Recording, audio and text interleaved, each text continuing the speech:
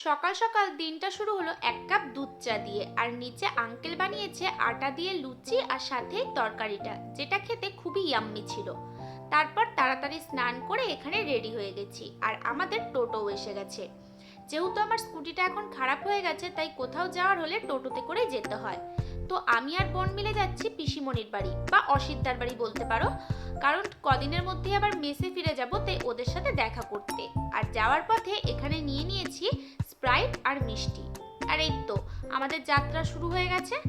যাওয়ার পথে দাঁড়িয়ে গিয়েছি রেলগেটে, যেটা হলো তাঁতিগেরিয়া রেলগেট, সব সময় পড়ে থাকে। যারা মেদিনীপুরে থাকে তারা খুব ভালো করে এই রেলগেটটার কথা জেনে থাকবে।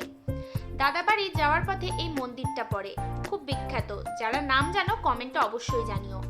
এরপর দাদাবাড়ি পৌঁছে কিছুক্ষণ গল্প করার পরই আমাদেরকে দিয়ে দেয় খেতে। আয়োজন ছিল সেই এলাহি, লতি থেকে শুরু করে ইলিশ মাছ, চিংড়ি মাছ, মাটন, মিষ্টি, কি না ছিল।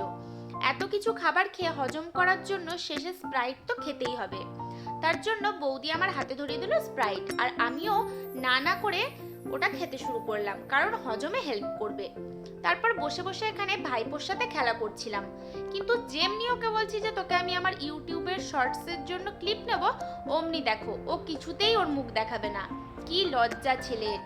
কিন্তু যখন ওকে বললাম যে ছবি তুলবো, তখন বেশ ভালোভাবে পোজ দিচ্ছে। কিন্তু ওই ফাঁকে যে আমি ভিডিও ক্লিপ নিয়ে নিয়েছি সেটা কিন্তু ও জানে না। দেখলে হয়তো খুব রাগ করবে, কারণ ও আমার একটা বড় ফ্যান। তো তারপর বেরিয়ে দেখলাম সন্ধে হয়ে গেছে, আর এদিকে পিসিমণি দিচ্ছে সন্ধ্যা।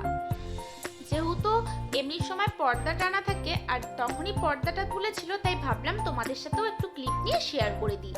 তারপর বৌদি করে দিল দুধ চা, যেটা ছাড়া বাঙালিদের দুবেলা অসম্পূর্ণ। তারপর দাদা এই স্কুটিতে করে আমাকে আর বোনকে বাড়ি ছেড়ে দিয়ে গেল।